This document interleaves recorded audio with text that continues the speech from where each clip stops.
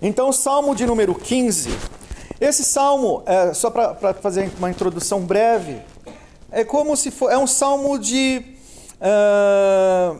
méritos.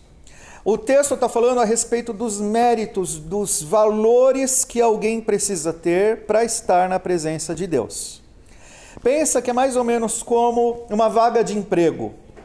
E para essa vaga de emprego, você precisa ter certas qualificações. Então, lá no anúncio do emprego, está dizendo que precisa ter uma formação específica, precisa ter experiência, precisa ter uma série de qualificações. E quem não tiver essas qualificações, não dá para ficar com emprego. Esse salmo, só para fazer essa analogia, esse salmo trata mais ou menos desse assunto. Fala a respeito de qualificações para não um emprego. Uma coisa muito mais importante do que um emprego: estar na presença de Deus. Então o texto começa dizendo assim, Salmo 15: Quem, Senhor, habitará no teu tabernáculo? Quem há de morar no teu santo monte? Então a pergunta é: quem pode morar, habitar no tabernáculo de Deus? O que é o tabernáculo? É a morada de Deus. É como se disséssemos: quem, Senhor, pode morar contigo? Quem pode viver na tua presença? Quem é que pode morar, e agora tem uma qualificação, no teu santo monte? Monte, a Bíblia usa muitas vezes a palavra monte, porque no Antigo Testamento, o templo de Jerusalém era uma cidade que ficava em cima do monte, era um lugar fortificado. E para ir adorar a Deus, as pessoas precisavam subir até lá para poder ir até o monte, até o templo para adorar a Deus. Quem pode subir lá, nesse lugar santo? Por ser santo, já não é qualquer um que pode. É necessário que haja santidade. Então aqui as qualificações são: quem pode morar com Deus e habitar no lugar santo onde Ele habita? Quem é que tem essas qualificações? E por tabernáculo, a gente pode pensar também no lugar onde Deus habita. A Bíblia afirma, como já falamos aqui, onde 2 ou 3 estão reunidos, ali o Senhor está. Mas habitação aqui é uma ideia de algo perene, algo que continua, que não é passageiro. Então, quem é que pode viver na presença de Deus? Ou um outro desdobramento desse texto: quando eu for para a eternidade, não estiver mais nesse mundo, qual é o meu destino eterno? Quem é que pode viver na presença de Deus para todo sempre? E aí vem a lista de qualificações, de exigências, que funcionam para nós como espécies de provas, para ver se eu posso ou não, se eu tenho esse direito ou se eu não tenho esse direito. Então, a primeira coisa no verso 2: o que vivem com integridade e pratica a justiça, e de coração fala a verdade. A primeira exigência para viver na presença de Deus, para merecer viver na presença de Deus, quem é que habitará no tabernáculo do Senhor? É a pessoa que vive com integridade. Uma pessoa íntegra. Mas aqui começa a complicar. Integridade baseado em que tipo de critério? Nos critérios baixos, humanos do mundo, ou nos critérios elevados da santidade de Deus e da sua lei? O texto está falando sobre morar no santo monte. O critério é elevado. É uma integridade de acordo com os padrões de Deus e não os padrões humanos, não os padrões mundanos. Que vive com integridade e pratica a justiça. Quem vive baseado na justiça. Que justiça? A justiça da lei de Deus. Alguém que cumpre integralmente a lei de Deus. Isso faz a gente então lembrar um pouquinho algumas coisas sobre a lei de Deus. As primeiras exigências da lei de Deus: amar ao Senhor com toda a nossa alma, força e entendimento.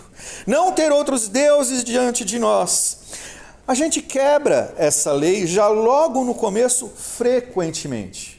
Na medida em que ao longo da nossa vida, diversas e diversas vezes, nós não tratamos a Deus de forma justa.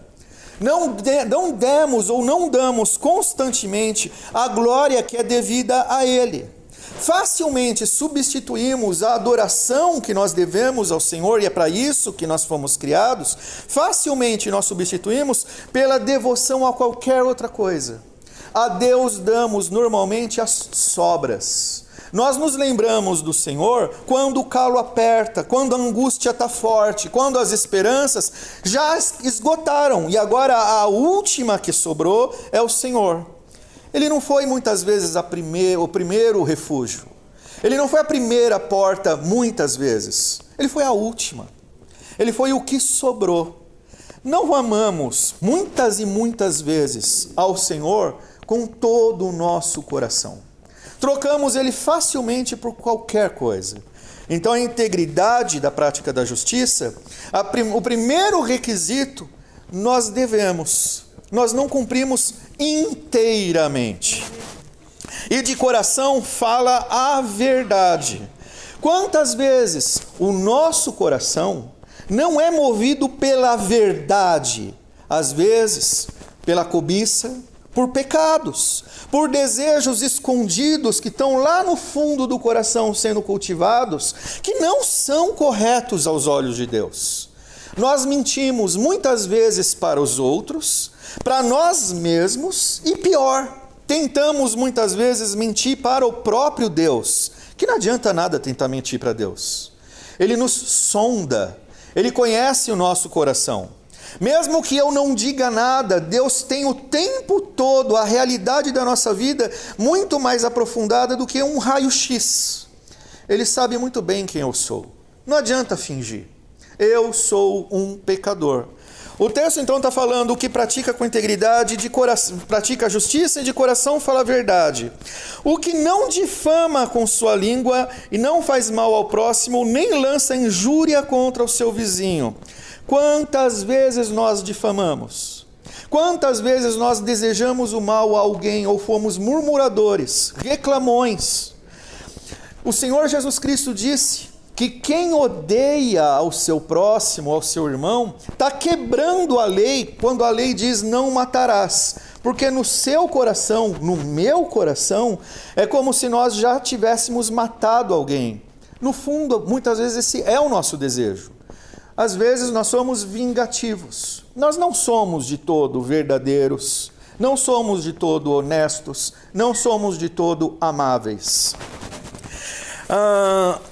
O que a seus olhos tem por desprezível o réprobo, mas honra aos que temem ao Senhor. Essa pessoa também tem méritos diante do Senhor, porque ela sabe separar as coisas. Ela não se alia àqueles que são reprováveis. Ela não se assenta na roda dos escarnecedores. Pelo contrário, ela sabe distinguir o que é certo do que é errado, então ela honra aos que temem ao Senhor.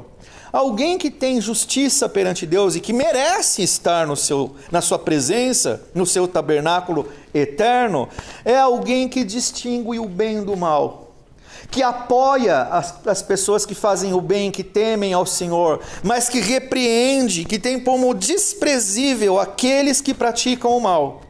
Quantas vezes somos nós que fazemos o mal?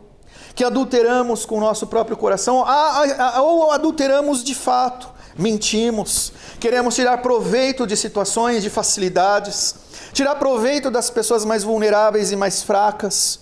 Quantas vezes? Então, a pessoa que age assim, e o que jura com dano próprio e não se retrata, do que esse texto está falando? É aprovável diante do Senhor pessoas que têm posicionamento de acordo com a sua vontade. Então, assume uma posição, mesmo que se dê mal por causa disso, uma posição justa. Essa pessoa está a serviço da verdade e da justiça. E está num contexto onde tem um monte de corruptos, um monte de pessoas más. E ela pode se dar mal porque ela está sendo correta e justa. O Senhor Jesus Cristo disse também sobre isso. Bem-aventurados sois vós quando vos perseguirem por causa da justiça. Quando vos perseguirem por minha causa. A pessoa assumiu uma posição diante de Deus e o mundo a odiou e ela foi prejudicada por causa disso, mas os prejuízos que ela está tomando porque ela é verdadeira não fazem com que ela volte atrás. Ela mantém seu posicionamento e a sua fé. Quem tem fé desse jeito, a ponto de assumir ser prejudicado por causa da vontade de Deus, é alguém que merece estar na presença de Deus. Alguém que não tem fé desse jeito, não merece. O que não empresta o seu dinheiro com usura, nem aceita suborno contra o inocente. É alguém que é desprendido de coisas materiais. Alguém que compartilha. Alguém que empresta não visando lucro. Alguém que empresta porque quer ajudar alguém. Então, a pessoa não é gananciosa. Diante desse texto, e aí termina, quem desse modo procede, não será jamais abalado. Como a gente abordou no começo, é como se fosse uma lista de requisitos. Para viver na presença de Deus, a pessoa tem que ter cumprido todos esses requisitos. São como as exigências para arrumar um emprego. Você tem que ter essa experiência, tem que ter essas qualificações, tem que ter feito essas coisas. Não fez? A vaga não é tua.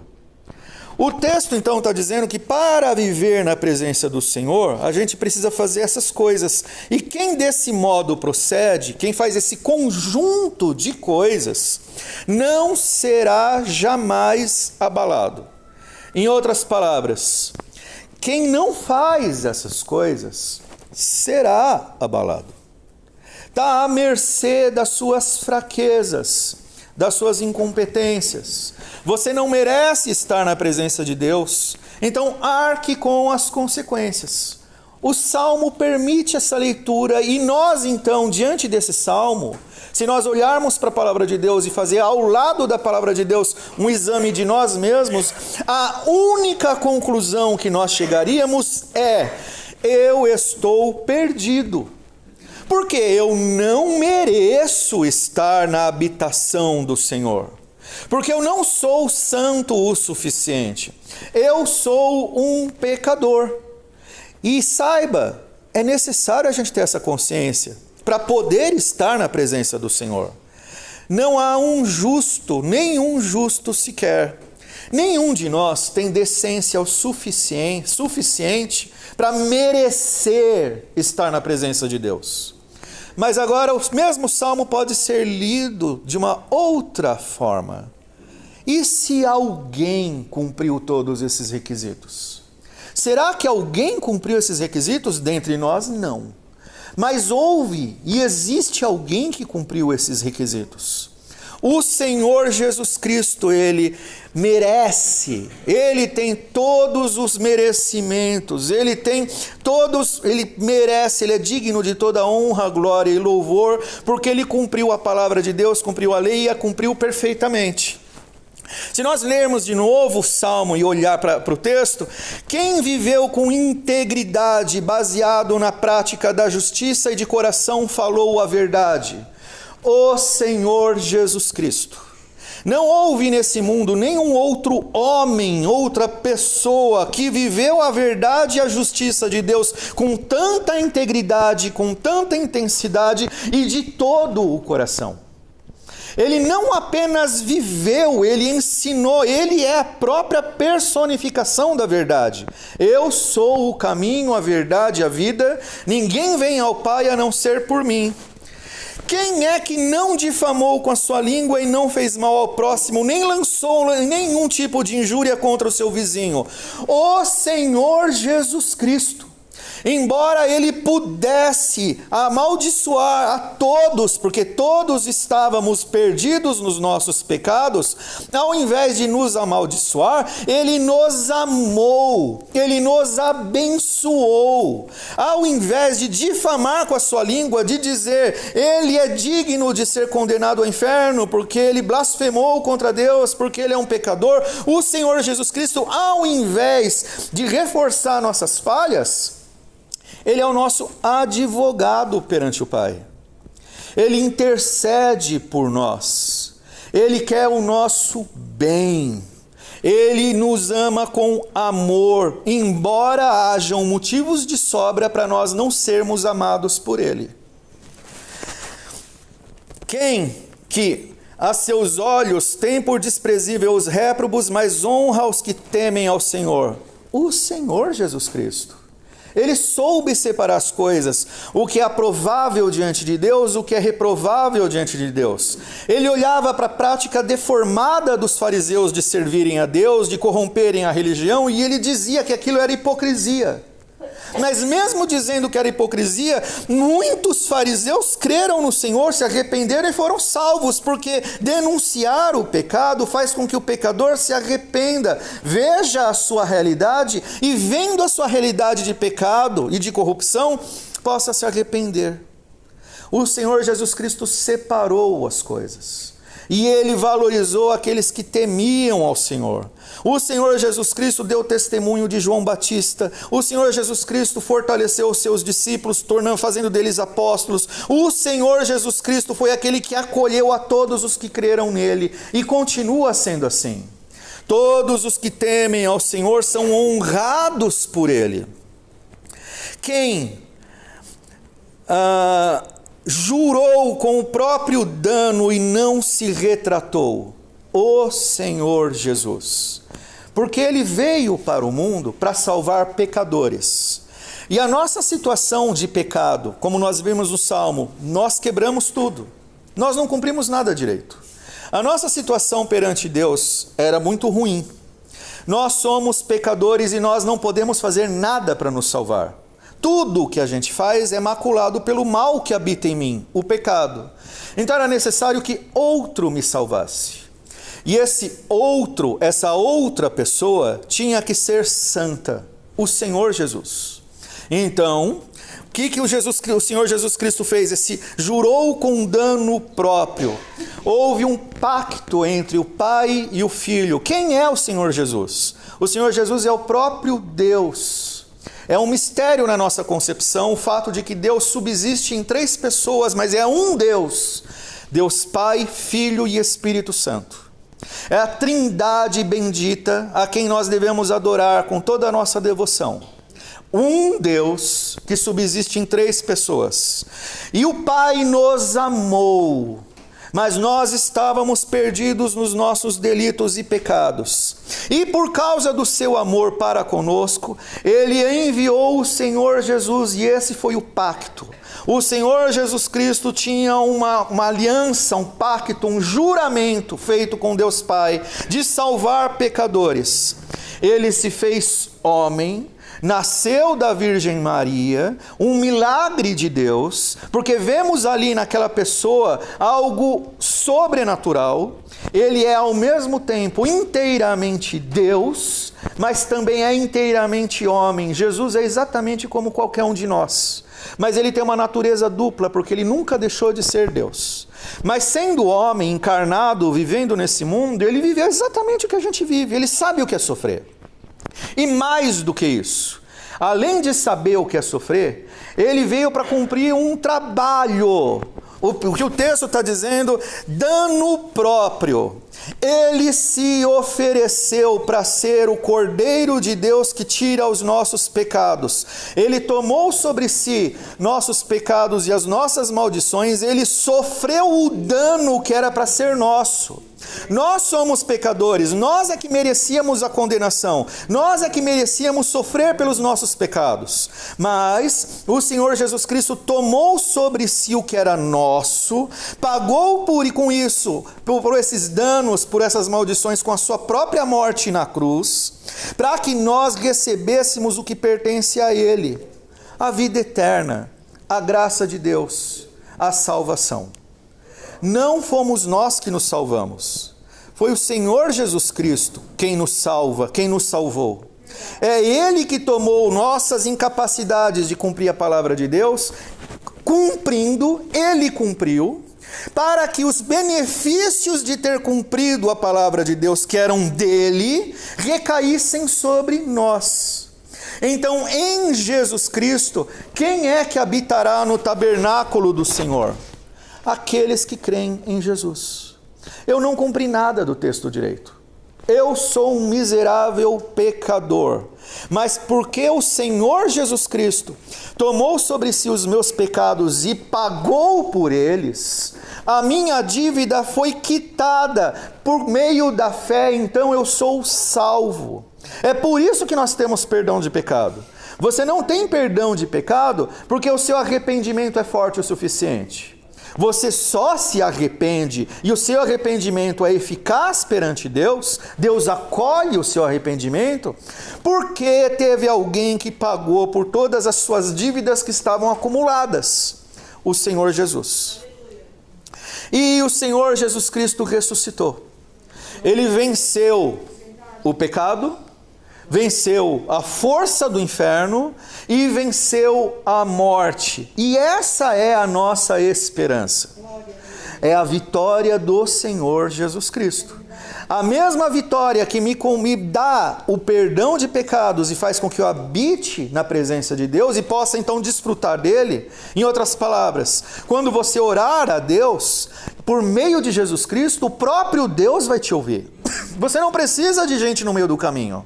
Você não precisa de um mediador, porque você já tem. O único mediador entre nós e Deus é o Senhor Jesus Cristo. Você tem a graça de Deus sobre a sua vida, você pode habitar na presença de Deus por todo sempre. A salvação está diante de você. A lista interminável de pecados que nós cometemos na nossa vida foi cravada na cruz e resolvido está pelo derramamento do sangue do Senhor Jesus Cristo. Está consumado. Então você tem diante de você a vida que o Senhor Jesus Cristo conquistou para todos aqueles que creem nele. E o texto continua: e que não empresta com usura, já estou terminando, nem aceita suborno contra o inocente. E o Senhor Jesus Cristo fez isso. Como? Lembra, Ele é Deus. Toda a glória pertence a Ele, e Ele fez mais do que emprestar. Quando Ele, então, toma sobre si os meus pecados e me dá o que é dele, Ele está cumprindo esse texto. Ele não só empresta com usura, não empresta com usura, Ele nos dá da sua graça. Ele nos faz participantes do seu reino.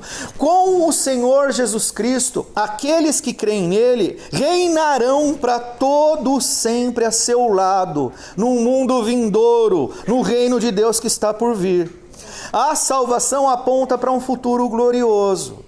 Você e eu éramos pecadores destinados à perdição, mas por causa da obra do Senhor Jesus Cristo, nós agora estamos destinados às glórias que pertencem a Ele. Então, Ele não emprestou com usura, Ele não aceita suborno contra o inocente. Não tem como trapacear. Não tem como fazer um acordo com o Senhor Jesus Cristo. Ou é os efeitos do que Ele fez, ou não é nada. Ou você crê no Senhor Jesus Cristo, se converte, o segue com uma fé dedicada a Ele, ou você não habitará no tabernáculo de Deus. Não existe suborno, não existe possibilidade de dar um arranjo, um jeitinho.